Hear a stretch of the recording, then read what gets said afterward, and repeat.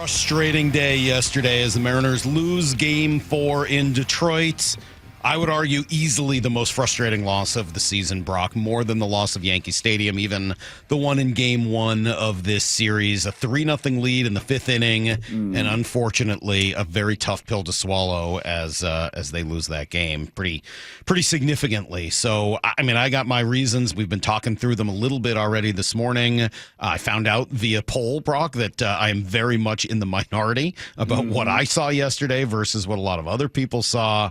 But regardless of it, man, you're in a tough spot. But it does also mean Game 5, winner take all in Seattle on Friday night. Sure does. And that's kind of the Mariner way, right? I mean, it's kind of been the season. Certainly this team's way. What's come easy for this team other than obviously that home winning stretch and an unbelievable stretch of baseball there in September to distance yourself, a series in Houston that you swept those guys away to really, find yourself the American League West winners and front runners. But save for that, this is baseball for this team, for this organization. It doesn't come easy. Even at 3-0, I had friends, I won't mention who, but I had friends say this is over. This is done. We're going to the ALCS. And I'm like, I don't know. I know Detroit looks lifeless. I know the stadium's not sold out. I know they're getting booed. Even Benetti's like, how about my lifeless Tigers? And I'm like, yeah.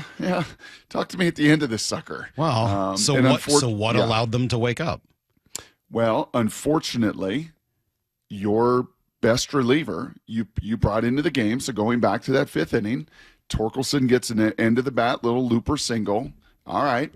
Okay. So I think guys start to warm up there. It's this fifth inning. Why are guys just starting to warm up then? Well, Bryce had 4 shutout at that point. And I know he'd given up a couple hard hits this inning before. He gave up some hard hit contact in the first couple innings, Salk.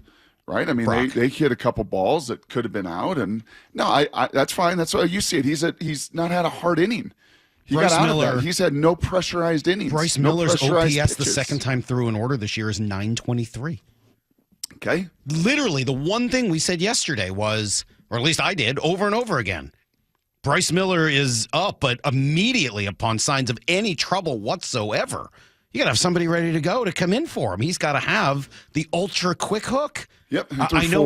And through four, he's sitting at 97. The second time through the lineup, he handled them fine. And then he didn't handle them fine. In the fourth inning, he gives up he starts to get into some trouble, and he gives up a rocket, which turns into a double play. That was nice. But then you're seeing the velocity drop. Like, I'm sorry, man. I don't see it that way. And I'm looking at my little Twitter poll here, and 57% of people think that they should have left Bryce Miller in that game longer. 35% say Dan did it right. I stand with the 8.5% of people who think that it was too late. And honestly, you could make the argument for both too late and then eventually too early. Like, he did both. Like, first, I never would have started him in the fifth inning. To me, that's George Kirby. George Kirby's coming in to start the fifth. Like, I want George Kirby in to start the fifth clean because you've got a ways to go before the lefties come up.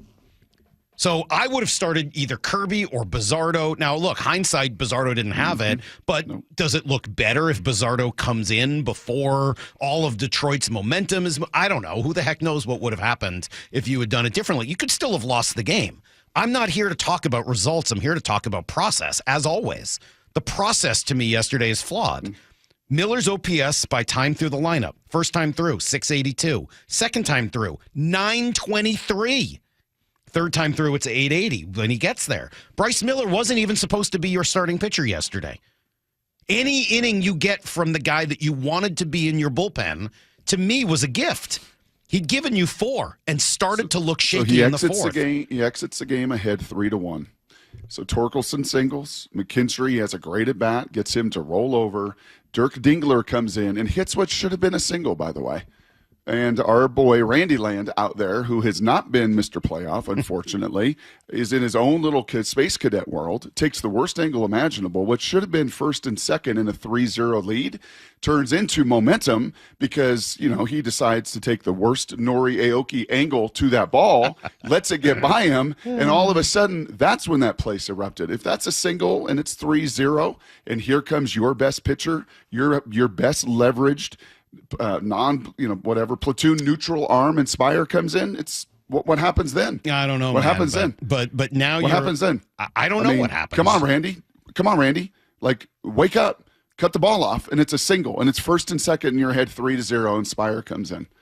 And then, unfortunately, Spire doesn't have it. Bizzardo doesn't have it. They give up 7 runs, and we got a Game 5 Friday night. Yeah, it's so funny. I see it so thoroughly differently from that. I just look at it and say, at the first sign of trouble, you got to have a righty ready to go to get to the lefties.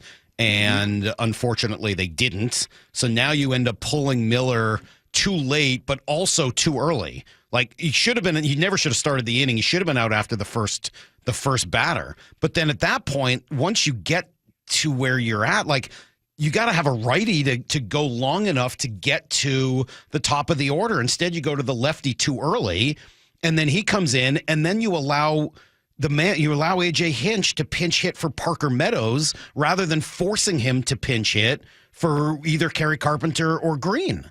So, no matter how you slice it, and ultimately, I don't know he that doesn't you could have pitch pulled him at a worse time. Yeah. I don't know that you could have pulled him at a worse time. Yeah. I would have done it earlier, but I could understand the argument of doing it later and then look, he got the 2 lefties. Spire got the 2 lefties in that inning. Those are the 2 outs. He got the 2 lefties, which is what you're paying him to do. I know he's been a little more platoon neutral. He can still get righties out. He's been a lot more platoon neutral. I know he's faced that. just about as many righties. But the reason as you have him is so that he can face the lefties, and if they decide to pinch hit for them, go after the righties. But you're allowing them to pinch hit for Parker Meadows instead of having to pinch hit for Kerry Carpenter. You put Bizzardo Yes. you put Bizzardo in. He's going to face Carpenter. Well, he's the third guy. He's got to be in for 3 I'm putting guys. Bizzardo in after the first single. He doesn't have to face Carpenter. No way. Who had the first single? Torkelson? Torkelson had a single. Okay, and then so you get a ground I'd pull out, him and right then there. I'd pull him right there. All right. I'd pull him right there. Torkelson's out. Okay, first of all, I wouldn't have started him in the inning. But Torkelson. So I bring in Bizzardo to face McKinstry, Dingler, Meadows, Baez. Perfect. And if he doesn't get those guys, then I got Spire. And if he does, then Spire's going to start the 6th. And now I can go 6, 7, 8, 9. I'm good. It turns out, unfortunately, Bizzardo doesn't have it. Or that by the time he came in, the Tigers feel confident and everything else. I don't know what happens if Bizzardo comes in to face the lower part of that order. I don't know. Tweeted, it's fine. As I tweeted last night, and we can all see this differently, I think the one thing that's been illuminated to me as a coach this year, and I've heard coaches say this, is, you do all you can through your process, through your preparation to get guys ready to go. Football's different than baseball, right? Schemes are different and everything else. But ultimately, then those guys got to go out there and compete and do their job. And unfortunately, Spire couldn't do his job and didn't do it very well. Righty or lefty. Yeah, I know he ends up getting Carpenter out, but he gave up, and let that thing get heated up. And then Bizzardo, unfortunately, when the game is still tight, gives up. Who gave up the home run to Green? Spire. Yeah. Yes. The first lefty, home run Green hits it. He didn't do his job. And Bizzardo didn't do his job. And those guys, sadly, unfortunately, didn't do their job. And that's competition. Well, and as I said yesterday, Brock, and I've been saying this all along, first 4 innings are on the players, last 4 innings are on the players. The one in the middle seems to be the one that the manager is handling. The first 4 innings, the Mariners dominated. They did a great job. The last 4 innings absolutely go to the Detroit players, who were significantly better than the Mariners players. So I'm not taking the players off the hook.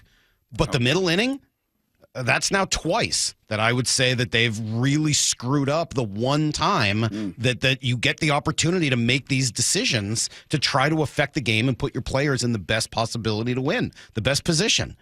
On the other side, you saw it. I mean, AJ pulled Mize. Maybe you could argue it was too early, but what happened? Should have been, because what he had happened? the bases loaded. Well, but then what did he out. do? As soon as Holton got into a smidge of trouble, bang, see you later. Well, he's got a righty up ready. Loaded. He's walking guys. He's rattled. That's all right, not so a he hard immediately decision. gets somebody else into the game. The difference here to me is that AJ Hinch managed it yesterday like a postseason game. I thought Dan managed it like a regular season game.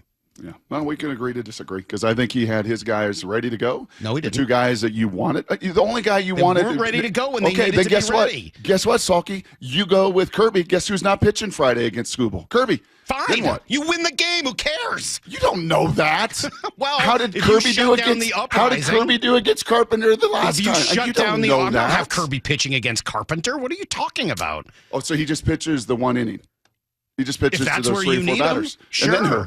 And then or who? he And then Spire? gets to Carpenter the first time through rather than the third time through. You can't just like pick and choose that stuff. Well, you can't either. I'm because not. Because in hindsight, these guys didn't have it. Whatever pocket Spire was going to pitch in, whatever pocket Bizzardo was going to pitch in the 5th or the 6th or the 7th, they didn't have it. How do you know? They didn't. How do you know he doesn't have it in a different spot?